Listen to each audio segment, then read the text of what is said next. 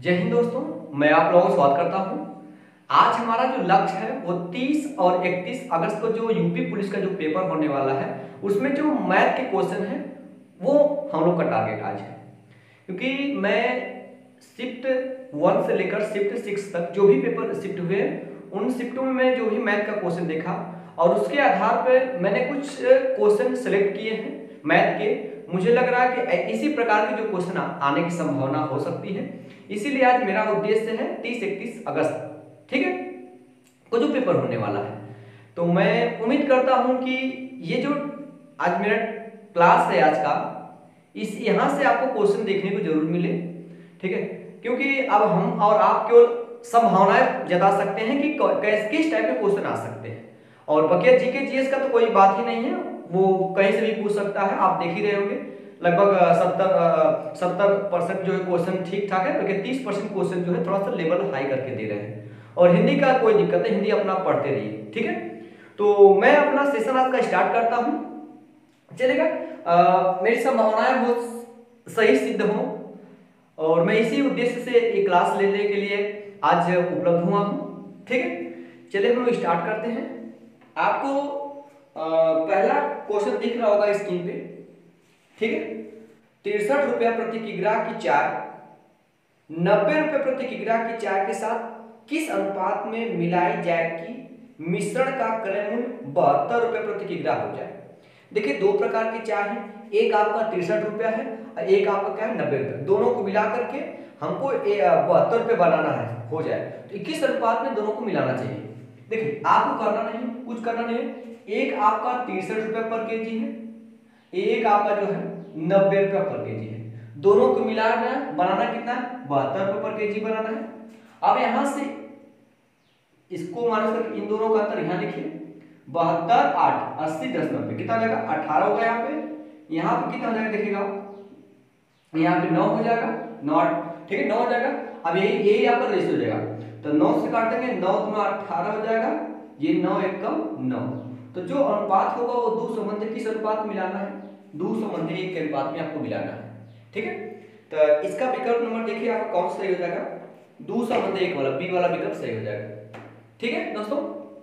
चले इसको इरेज करते हैं, ठीक है। चलिए आगे चलते हैं, हम लोग देखते हैं, ठीक है। इसको इरेज करते, चलिए ध्यान दीजिए। प्रश्न काफी हार्ड भी नहीं हो सकता, हार्ड भी आए, मैं तो हर प्रकार का जो जैसे क्वेश्चन की संख्या बढ़ती जाएगी उस हिसाब से लेवल भी धीरे धीरे बढ़ता जाएगा, ठीक है। अगला क्वेश्चन देखिए दिया गया है, कोई छात्र किसी संख्या को 11/16 के बजाय 7/12 से गुणा करता है तो प्राप्त उत्तर में प्रतिशत त्रुटि कितनी होगी। कोई व्यक्ति है या कोई बालक है, उसे गुणा करना है 11/16 से, लेकिन गलती से गुणा करता है आपका 7/12 से, ठीक है। देखिए, गुणा करना है उस बालक को कितना देगा, पहला बोलो 11/16 से, लेकिन वो गलती से बालक 7/12 से गुणा कर देता है, तो आंसर में कितने की त्रुटि है को बताना है। अच्छा, एक बात ध्यान दीजिएगा, आपको जो भी संख्या निकालना उसका हमें 11/16 निकालना पड़ेगा, फिर 7/12 निकालना पड़ेगा। तो कहेंगे वो संख्या 16, आप उस संख्या मानेंगे क्या जी, ऐसी संख्या मानिए जो 16 और 12 से कट जाए, तिनका जो लसम होगा वो 48 होगा। माने जो संख्या 11 है, अरे 48 सॉरी, माने जो संख्या 11, तो उसे गुणा करना था 11/16 से। गुणा करने कितना है, मैं उसमें 11/16 से गुणा कर रहा हूं, तो 16 कम 16, 16 3 48, 11 3 33, आना चाहिए था 33, ठीक है। लेकिन वो बालक 7/12 से गुणा किया है, मतलब 48 में 7/12 से गुणा किया है, 12 कम 12, 12 चौक 48, तो 4 7 कितना हो जाएगा 28, आया कितना है 28 आ गया। आना चाहिए था 33, आया 28, कमी हुई, कितने की कमी हुई देख ले, कितने की, 2 इधर 3 इधर, 5 की कमी हुई, 5 की कमी कितना पर कमी हुई 33 पर, ये हो गया आपका। इसको आपको परसेंटेज व्यक्त करना है, तो आप इसको 100 से गुणा करेंगे, जो ही गुणा करेंगे ये परसेंटेज में चेंज जाएगा। अब आप क्या करेंगे, 5 ये 5 बन के गुणा 33 से भागे, 33 3 99 बचा 1, अब भाग नहीं जाएगा, दशमलव बढ़ा के 0 बढ़ाएंगे 10 हो जाएगा, फिर भी भाग नहीं जाएगा क्योंकि 1 बचेगा, भाग तो जाएगा नहीं। दशमलव बढ़ा के 0 बढ़ा देंगे तभी भाग नहीं जाएगा, फिर एक 0 बढ़ाएंगे और ठीक 0 बढ़ा के अब जाएगा 33 या फिर 99, मतलब इतना आ गया। अब 5 गुणा कीजिए, 5 3 15 15 हो जाएगा, फिर 5 3 15, कितना आंसर आएगा, कितना परसेंट कमी हुई है आपकी, 15.15% कमी हुई है। ठीक है, देखिए विकल्प नंबर आपका कौन सा है, विकल्प नंबर 2 आपका सही है, बी वाला। ठीक है, 15.15%। ठीक है, अगर आपको स्क्रीन शॉट लेने तो बताइए, हट जाए आप ले लीजिए आप लोग। ठीक है,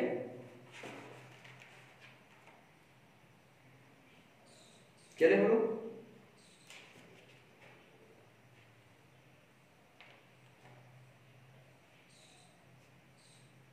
चले डिस्कस करते चलेगा। अगले प्रश्न पर आते हैं। देखिए अगला प्रश्न दिया गया आपका, पेट्रोल की कीमत में 28% की वृद्धि हुई। पेट्रोल की कीमत में 28% वृद्धि हुई। एक व्यक्ति अपने व्यय को केवल 22% बढ़ाना चाहता है, लगभग कितने प्रतिशत तक उसे अपने उपभोग में कमी करनी चाहिए।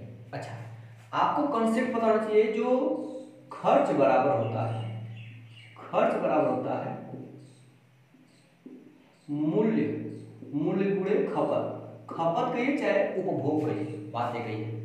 ठीक है, आपको खपत में कितने परसेंट कमी प्रश्न पूछ रहा है, तो खपत का निकालने के लिए हमको इसको इधर भेजना पड़ेगा, मतलब खपत का मान निकालने के लिए हमें खर्च में मूल्य से क्या करना पड़ेगा, भागना पड़ेगा। ठीक, तो पहले हम निकालते हैं खर्च। खर्च में क्या ध्यान दीजिएगा, खर्च देखिए वो अपने खर्च को केवल 22% बढ़ाना चाहता है। इसका मतलब अगर खर्च उसका 100 होगा, 100 से कितना केवल वो 122 करना चाहता है, मेरी बात में। और जो मूल्य है, मूल्य देखिए, मूल्य आप मूल्य मतलब मूल्य की चाहे कीमत की, कीमत में 28% की वृद्धि हुई। अगर शुरुआत में कीमत अगर 100 रहा होगा तो उसकी कीमत 128 हो गई, ये हो गया। अब हम जब इस मूल्य से खर्च में भाग देंगे तो किसका रेशियो आएगा आपका, खपत का, तब खपत का रेशियो निकाल लेते हैं। देखिए अगर ये जाएगा इधर, ठीक है, क्योंकि भाग देने में जब दो अनुपात का भाग देते हैं तिरे गुणा करते हैं, इसका इधर गुणा करें इसका इधर, तो ये देखिए आप चाहे काट जाएगा, क्योंकि ये 100 यहाँ जाएगा, 100 कट जाएगा, क्लियर हुआ। देखिए मैं यहाँ पर दिखा रहा हूँ, नहीं तो कर लीजिए आप, तिरे गुणा करिए, 100 गुणे 128 रेसी जब उधर 100 गुणे 122, देखिए आपका 100 कैंसिल, 128 2 काटिए, 2 छक्के 12 2 चौके 8, इसको 2 काटेंगे, 2 छक्के 12 2 क्लियर है। मतलब खपत पहले 64 थी, कितना करना, 1 करना होगा, कितना कम करना होगा, 3 कम करना होगा, 3 कम करना होगा, कितना पर, 64 पर। अब इसको परसेंटेज में व्यक्त करना, क्या करेंगे आप, 100 से गुणा कर दें, आप 100 से जब गुणा कर देंगे तो आपको पता है इसको 4 से काटिए, जब 4 से काटेंगे तो हो जाएगा आपका 16, क्योंकि 16 चौको 64 होता है, इसको 4 से काटेंगे आपका 25।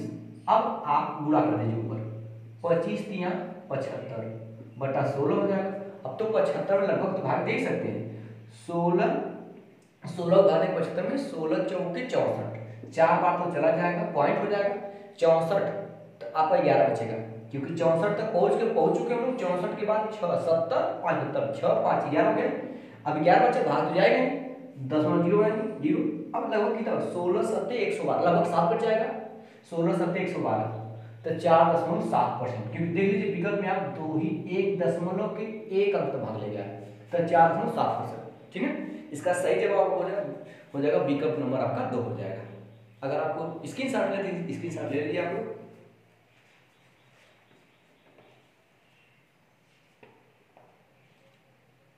चलिए समझ आ रहा है, बताते रहिए जरूर आप लोग। ठीक है, मैं उम्मीद करता हूं कि यहां से क्वेश्चन आपको जरूर देखने को मिले। ठीक है,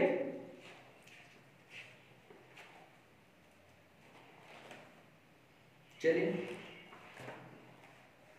आगे चलते हैं हम लोग। चला जाए, इरेज कर दे इसको। जैसे क्वेश्चन की संख्या बढ़ती जाएगी लेवल हल्का हल्का ज्यादा या बढ़ता चला जाएगा, ठीक है, चिंता ना करिए आप लोग। चलिए अगले क्वेश्चन पर हम लोग आते हैं। अगला क्वेश्चन आपको स्क्रीन पे दिख रहा होगा। चले, एक शहर की जनसंख्या में प्रथम वर्ष में 16.2/3% की वृद्धि हुई। पहले साल किसी शहर की जनसंख्या में 16.2/3% वृद्धि हुई, लेकिन दूसरे वर्ष में 37.5% की कमी हुई। फिर तीसरे वर्ष में 57.1/7% की वृद्धि हुई। फिर वर्तमान जनसंख्या ज्ञात कीजिए यदि 3 वर्ष बाद जनसंख्या 2,75,000 हो जाएगी। मतलब देखिए, पहले साल में क्या हो रहा है, वृद्धि हो रहा है, फिर दूसरे साल कमी हो रहा है, फिर तीसरे साल फिर वृद्धि हो रहा है। इस प्रकार परिवर्तन के बाद जो जनसंख्या बच रही है वे 2,75,000 बच रही है। तो कह रहा वर्तमान मतलब यहाँ की जनसंख्या पूछ रहा है, यहाँ पे खड़ा हो 3 साल बाद की जनसंख्या दिया गया, वापस आना, ठीक है, मतलब प्रारंभिक जनसंख्या पूछ रहा है। देखिए तो पहले दिया क्या गया है कि किसी जो शहर की जनसंख्या है पहले साल जो है 16.2/3% वृद्धि होती है। इसका मतलब क्या, पहले इसको फ्रैक्शन में चेंज करते हैं, मतलब भिन्न में। देखिए 16 48, 48 2 50, 50 बटा आपका 3 हो जाएगा 3। इस प्रतिशत का मतलब 1 बटा क्या होता है 100। देखिए 50 से कम 50, 50 गुना 100, ऊपर तो 1 बचा, 1 कम 1, नीचे 2 3 6। इसका मतलब अगर शुरुआत में जनसंख्या 6 रही होगी, 1 की वृद्धि हुई होगी, ये पहले साल में परिवर्तन हुआ है। पहले साल अगर जनसंख्या 6 रही होगी, 6 से कितना हुआ होगा 7, 1 की वृद्धि हो रही है, क्लियर। अब दूसरे साल 37.5% की कमी होती है, 37.5%। देखिए इसका जो फ्रैक्शन होता है वो होता है 3/8। फ्रैक्शन मतलब भिन्न, इसका भिन्न जो रूप होता है 3/8 होता है। 37.5% मतलब 3/8। देखिए क्यों हो रहा है, क्योंकि जो 12.5% होता है, 12.5%, 12.5% का मतलब 1/8 है। 37.5 12 का 3 गुना है, 12 3 36 और 0.5 3 12 का 1.5 हो जाएगा, मतलब 1.5 हो जाएगा, जोड़ेंगे आपका टोटल हो जाएगा 37.5, ठीक है, 12 36 हो ही गया है। इस प्रकार 3 गुना, इसको 3 गुना करेंगे 37.5 को तो 3/8 है। समझ आप लोग को? तो 37.5 का मतलब इतना कमी हुई, मतलब अगर शुरुआत में जनसंख्या 8 रही होगी तो एक सेकेंड साल की बात हो रही है, दूसरे साल की बात, शुरुआत में 8 साल रही, 3 की कमी, तो कमी हो रही, 3 की कमी, बचे कितना 5, ये जनसंख्या हो गई। अब तीसरे साल फिर वृद्धि हो रही है, कितने की 57.1/7% की, ठीक है। इसको भी फ्रैक्शन में चेंज कर दो, 57.1/7% वृद्धि होती है, तो इसको चेंज कर दीजिए, 7 से 49 को 9, हासिल हो जाएगा आपका 4, 7 × 35, 4 कितना हो जाएगा 39, और एक जोड़ेंगे 400 हो जाएगा, 399, एक जोड़ेंगे 400, 400/7 आया। इस प्रतिशत का मतलब 1 बटा क्या हो जाएगा 100, ये डबल जीरो कैंसिल हो जाएगा। ये वृद्धि हो रही है, मतलब जनसंख्या तीसरे साल में 7 रही होगी तो 7 से 4 वृद्धि कर दीजिए, कितना 11 हो गई, ठीक है। अगर कुछ कटने लगे तो काट दीजिए, नहीं कटने तो काटेंगे, क्या करेंगे, ठीक है। ये टोटल संख्या दिया गया है, ठीक है। अब ध्यान दीजिएगा, ये 7 से 7 कैंसिल हो जाएगा, क्लियर हुआ। इधर वाला इधर, क्योंकि इधर पूरा करना इधर पूरा करना, ये वाला इधर काट सकता है, ठीक है। ये 7 7 कैंसिल, अब बचा 6 8 48 हो गया, ये इधर हो गया 11 5 55, 6 8 48 11 55। अब देखिए मतलब जनसंख्या जो दिया गया लास्ट में जो 2,75,000 बचा हुआ है, जो जनसंख्या 2,75,000, ये 3 साल बाद की जनसंख्या, मतलब किसका, इसका वैल्यू दिया गया है, ये 55 का वैल्यू दिया गया है। आपसे कितना वैल्यू पूछ रहा है, वर्तमान मतलब 48 का वैल्यू पूछ रहा है, आप 48 से गुणा कर देंगे, मेरी बात आपको सुने, ये जानते हैं 11 से कटेगा, 11 काट देंगे, 11 पंजे 55, देखिए 11 दूना 22 बचेगा आपका, 22 कटे सॉरी 5 बचेगा, फिर 11 बचे 55 हो जाएगा, क्लियर हुआ। अब ये 3 जीरो बच जाएगा आपका, क्लियर हुआ। 5 से काटेंगे 5 बचे 25, आपका वापस देखिए 5000 आ गया, ये 5 खत्म। अब इसका गुणा इसमें करना था, 5 8 40, हासिल 4, 5 को 20 4 24, इसमें जो 3 जीरो बचा 3 जीरो लगा दीजिए आप, मतलब 2,40,000। तो 3 साल पहले मतलब वर्तमान में जनसंख्या कितनी थी? 2,40,000।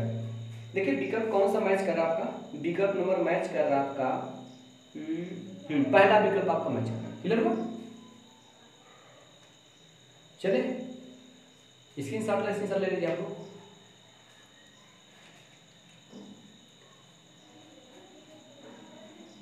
सूरज सर चलिएगा, आगे चलते हैं लोग,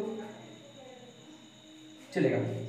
देखिए जो अगला प्रश्न दिया गया है, कह रहा है कि प्रश्न आपको दिख रहा है इसी पे, 3 संबंधी 4, 5 संबंधी 7 और 2 संबंधी 9 का संनिग्मी अनुपात ज्ञात कीजिए। गजब का क्वेश्चन है, आधे से ज्यादा बच्चे इसको छोड़ करके अगर ऐसा प्रश्न आता है तब, ठीक है। संनिग्मी अनुपात निकालने का तरीका कुछ ज्यादा ऐसा कुछ है नहीं कि इसमें नहीं समझ आसान है, लेकिन ये वर्ड जो है थोड़ा सा खतरनाक है। संनिग्मी अनुपात देखिए दिया गया है 3:4 दिया गया, फिर आपका दिया गया 5 रेशियो कितना दिया गया है 7, फिर आपका दिया गया 2:9। संनिग्मी अनुपात गुणा कर दीजिए, बस यही संनिग्मी अनुपात है। देखिए ये 2 एक कम 2 खत्म, 2 दूना के 4, ये 3 में कटेगा, 3 एक कम 3 खत्म, 3 त्रिका 9, इधर केवल 5 बचा है।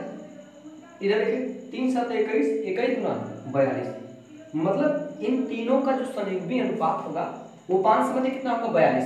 विकल्प कौन सा मैच करा देख लीजिए आप लोग, विकल्प नंबर आपका जो मैच कर रहा है कौन सा, ठीक है। दूसरा सॉरी दूसरा विकल्प आपको मैच कर रहा है, ठीक है। चले हम लोग, कोई दिक्कत तो नहीं है, चलेगा, ठीक है। इरेज कर दिया जाए,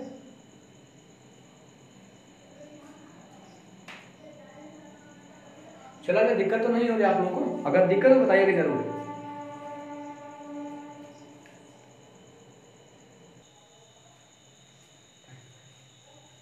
चलिए आगे चलते हैं हम लोग,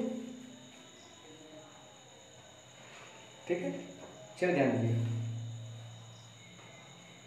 अगला प्रश्न आपको दिख रहा होगा स्क्रीन पे, ठीक है।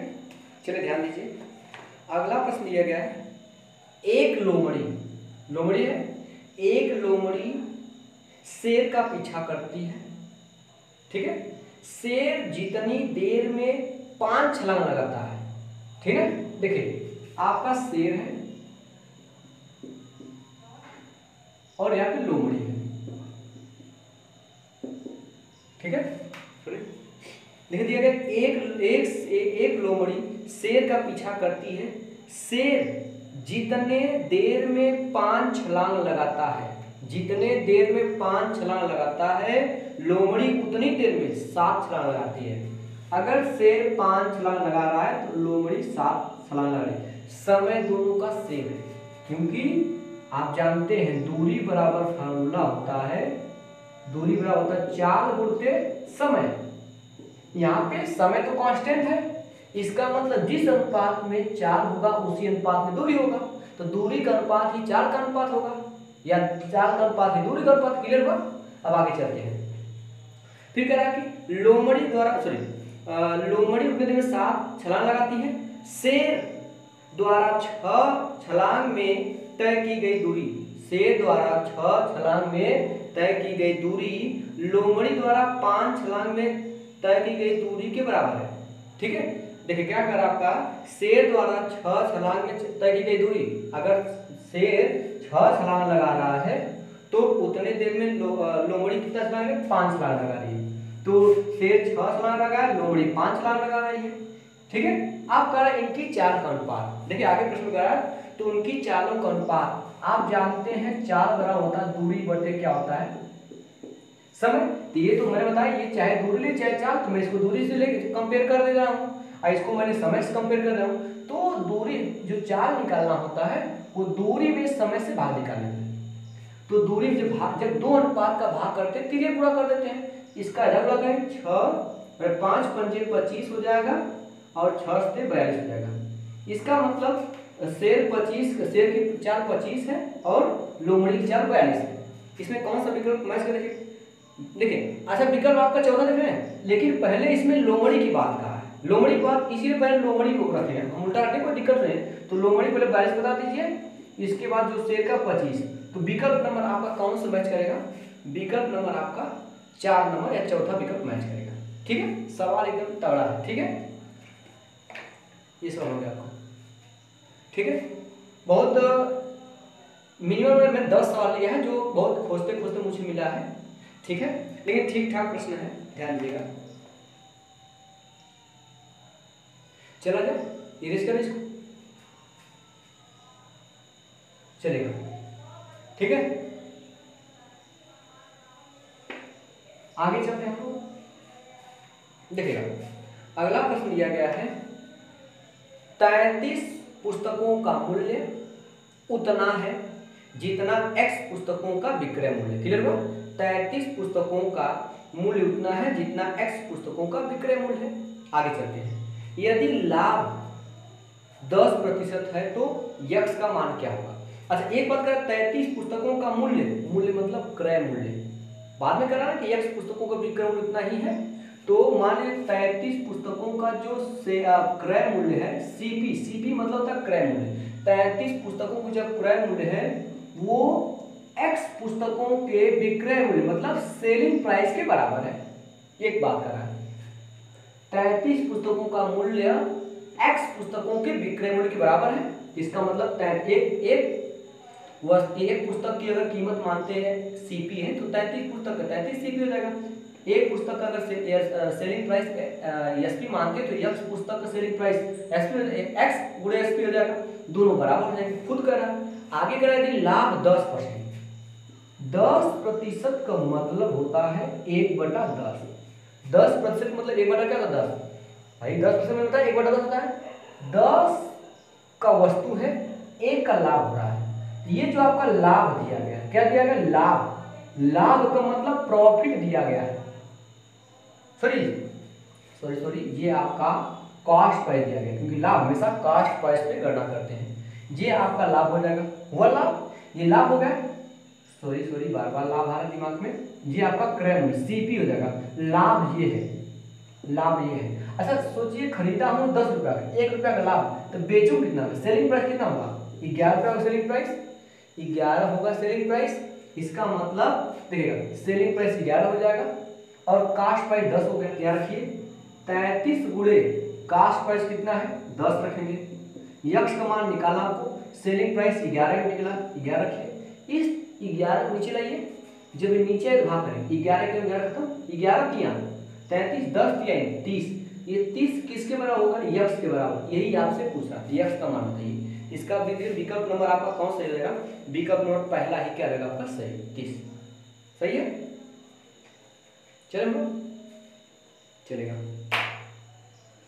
ठीक है, चलिए आगे चलते हैं हम लोग। अगला सवाल आने वाला काफी खतरनाक सवाल है, ध्यान दीजिएगा। ठीक है, हो गया ना? चलिए हम लोग चलिए अगले प्रश्न बनाते हैं हम लोग, इसको रेज करते हैं। चलिए आगे प्रश्न देखते हैं। कह रहा है कि अगला प्रश्न, मैं प्रश्न पूरा पढ़ा मैच करेंगे आपको। एक दुकानदार ने 60 पेंसिलें 5 रुपए में 4 की दर से तथा अन्य 60 पेंसिलें, मतलब उधर पेंसिल 60 दोनों में 60 पेंसिलें 3 रुपया में 2 की दर से खरीदी। क्लियर है? उसने सभी पेंसिलों को मिला दिया और उन्हें 4 रुपया में 3 की दर से बेच दिया। उसका लाभ या हानि प्रतिशत ज्ञात कीजिए। चलेगा, सबसे पहले कि 60 पेंसिलों, वो आदमी कोई भी दुकानदार है, 60 पेंसिलें 5 रुपया में 4 की दर से, 5 रुपया में 4 की दर का मतलब 4 पेंसिल कै रुपये में? 5 रुपये में। 4 पेंसिल 5 रुपये में खुद कर रहा था। ठीक है, तो मतलब जो पेंसिल हो जाएगा, ध्यान रखिएगा, सॉरी पेंसिल, इधर पेंसिल यहाँ मूल्य मानेगा, तो 5 रुपए में 4 की दर से 4 पेंसिल 5 रुपये खरीदा, मूल्य लिख दिया मैंने। अन्य 60 पेंसिलें मतलब उतना ही पेंसिलें, और अन्य 60 पेंसिलें ₹3 में 2 की दर से। अब दो पेंसिल 3 रुपया में खरीदा है। अब फिर दोनों पेंसिलों को मिला रहा है, ठीक है, दोनों पेंसिलों को मिलाकर ₹4 की दर से बेच दिया। सबसे पहले पता करें दोनों पेंसिलें मिलाकर उनको टोटल ओवरऑल कितने का उसमें क्रय हुआ, सीपी निकाल लीजिए आप, क्योंकि लाभ परसेंट हानि परसेंट तो सीपी और एसपी से मतलब हमको है। दोनों को मिलाने से पहले एक बार ध्यान देंगे लोग कि पेंसिल दोनों हिस्सों में समान पेंसिल खरीदा है। यहाँ पे पेंसिल 4 है, पेंसिल 2, इन दोनों को सेम करेंगे। ये पेंसिल 4, इसको भी 4 बना दीजिए, ये दोनों रेशियो है। इसको आप जब बनाएंगे समझेगा, इसको 4 बनाएंगे 2 से गुणा करेंगे तो इस जो ये वैल्यू चला 2 से 3, इसमें दोनों 2 से गुणा करना पड़ेगा। जब 2 से गुणा करें तो यहाँ 2 गुणा के 4, 2 3 6। अब इससे हमको कोई मतलब नहीं, अब जो दोनों वैल्यू बढ़ गए इनसे मतलब है। अब दोनों पेंसिल मिला दीजिए, 4 पेंसिल 4 पेंसिल 8 पेंसिल हो गया, ये 6 5 11, मतलब 8 पेंसिल उससे ₹11 में पड़ गया। तो मूल्य क्या होगा, 8 पेंसिल 11 हो गया। अब इन्हें बेच कितने का रहा है, 8 पेंसिल ₹11 में खरीद रहा है, एक पेंसिल कितना में खरीदेगा सुनेगा। अब निकालेंगे हम लोग कास्ट प्राइस और सेलिंग प्राइस का अनुपात। कास्ट प्राइस 8 पेंसिल ₹11 में, एक पेंसिल 11/8 में खरीदेगा, क्लियर हुआ। बेच कितने का रहा है, बेच रहा है ₹4 में 3 की दर से, मतलब 3 पेंसिल ₹4 में बेच रहा है। तो एक पेंसिल कितने बेचेगा, 4/3 में, 4/3 में एक पेंसिल बेचेगा। मेरी बात आपको समझ नहीं, ये कास्ट प्राइस और सेलिंग प्राइस का अनुपात होगा। इसका तिरे गुणा के इसको सैंपल में बदल लीजिए, तिरे गुणा 11 तिया 33, इधर दिख रहा है 11 तिया आपका 33 हो गया, ये कास्ट प्राइस आएगा। 8 चौको 32, ये सेलिंग प्राइस हो गया। इसका मतलब खरीदा है ₹33 का, बेच रहा है ₹32 का, ₹1 का हानि हो रहा है। उस ऑप्शन में जो प्लस हो रहा है मतलब फायदा, उसको हटा दीजिए आप। ₹1 का आपका घाटा हो रहा है, हानि होगी कितना पर, 33 पर। अब इसको प्रतिशत जब बदलना पड़ेगा, आप क्या करेंगे, 100 से गुणा करेंगे। आप इसको 100 से गुणा करेंगे, जब 100 से गुणा करेंगे 100/33 रहेगा।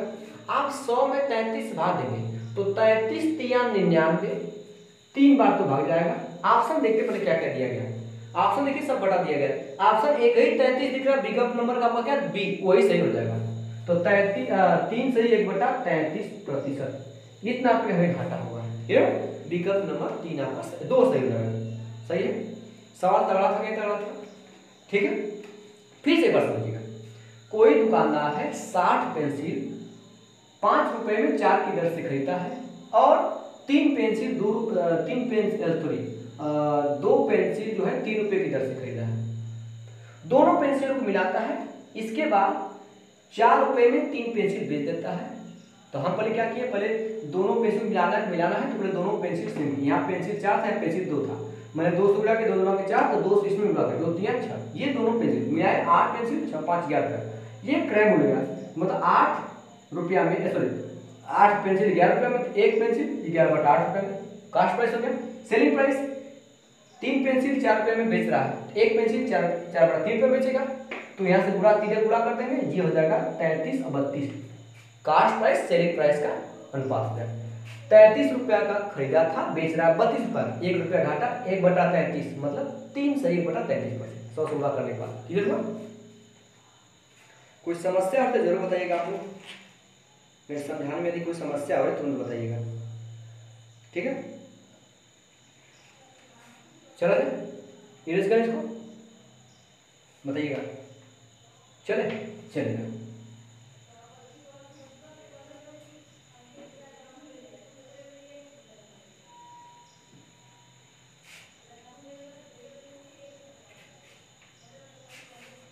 आगे चलते हैं हम लोग। अगला प्रश्न आपको स्क्रीन पे दिख रहा होगा, अगर देखना मैं पूरा प्रश्न पढ़ रहा हूं, एक बार मैच करा लो। अगर विक्रय मूल्य की कीमत 5 गुना हो जाती है, विक्रय मूल्य 5 गुना हो जाता है, लाभ 700% बढ़ जाता है, मतलब इसका मतलब लाभ भी 700% हो गया, इसका मतलब अधूना हो गया, ठीक है। तो प्रारंभिक लाभ ज्ञात कीजिए, प्रारंभिक लाभ ज्ञात कीजिए, कोई दिक्कत नहीं है। सॉरी देखिए, जो सेलिंग प्राइस कुछ भी था, मान लीजिए सेलिंग प्राइस एसपी है शुरुआत में, वो उसको कै गुना करना, 5 गुना करना। सेलिंग यदि अगर विक्रय मूल्य की कीमत 5 गुना हो जाती है ये जो है 5 SP हो जाता है। कितना SP? 5 SP। जो क्रैप सेलिंग प्राइस है वो 5 गुना हो गया। यहाँ वृद्धि कितना हुआ? 4 SP का वृद्धि हुआ। तो लाभ आपका 700% रहता है। 700% का मतलब 7P प्रॉफिट। 700 मतलब 7P हो गया भाई। प्रॉफिट 7 गुना तो हो गया सीधे से। प्रॉफिट जहाँ P हो तो 7P रहेगा, क्योंकि ये 100 का सीधे 7 गुना 700 हो गया, 7 गुना हो गया प्रॉफिट। ठीक है, तो ये जो प्रॉफिट होगा, ये प्रॉफिट, दोनों प्रॉफिट सेम ही तो होंगे, क्योंकि यहाँ पे जो लाभ में परिवर्तन हो वही, क्योंकि जो सेलिंग प्राइस में परिवर्तन हुआ है, सेलिंग प्राइस वही परिवर्तन लाभ में भी होगा। तो ये जो होगा, ये 4 SP जो होगा किसके बराबर हो जाएगा आपका? 7P के बराबर। P मतलब प्रॉफिट होगा, SP मतलब सेलिंग प्राइस। ठीक है, अगर इस 4 को नीचे भेजें, सेलिंग प्राइस यहाँ लिखते हैं और प्राइस सॉरी प्रॉफिट मतलब लाभ हो जाएगा, बराबर 7/4। ये 4 का मतलब बेच रहा है 7 रुपए का, लाभ 4 रुपए का होता है, खरीदा कितना का होगा? Cost price. बेच रहा है 7 रुपए का, फायदा 4 रुपए का, खरीद रहा होगा 3 रुपए का, तभी तो ऐसा होगा। खरीदा कितने का? 3 रुपए का। आपसे करा लाभ, लाभ क्या निकालते हैं? कितना का लाभ हुआ वो बटे। तो लाभ कितना का हो? देखिए आप, 4 का लाभ हुआ है कितना पर? 3 पर। यार 3 पर, ये 3 पर लाभ हुआ 4 ना, प्रॉफिट तो 4 ही है ना, तो 4 लाभ हुआ कितना? 3 पर। इसको परसेंटेज बनना है तो 100 से गुणा कर दीजिए आप, क्या दिक्कत है? तो 400 बटा 3 कर दीजिएगा। अब 3 से भाग करेगा तो 3 एकम 3 बचेगा, यहाँ से 1 10 होगा, फिर 3 त्रिका 9 बचेगा, 3 त्रिका 9, 133 सही 1/3% का क्या हुआ? उसे लाभ हुआ है। ठीक है, विकल्प नंबर देखिए आप, दूसरा विकल्प क्या रहेगा? सही रहेगा। दिया गया 133.33, तो हम 133 से 1/3 लिखे हैं, वही हो जाएगा। ठीक है, चलो प्रश्न ठीक ठाक है, कोई दिक्कत होने वाला नहीं है। ठीक है, अगला जो प्रश्न है काफी लाजवाब प्रश्न है, एक बार देख लेते हैं हम लोग। ठीक है, चलिए नीरज करें हम लोग, चलेगा।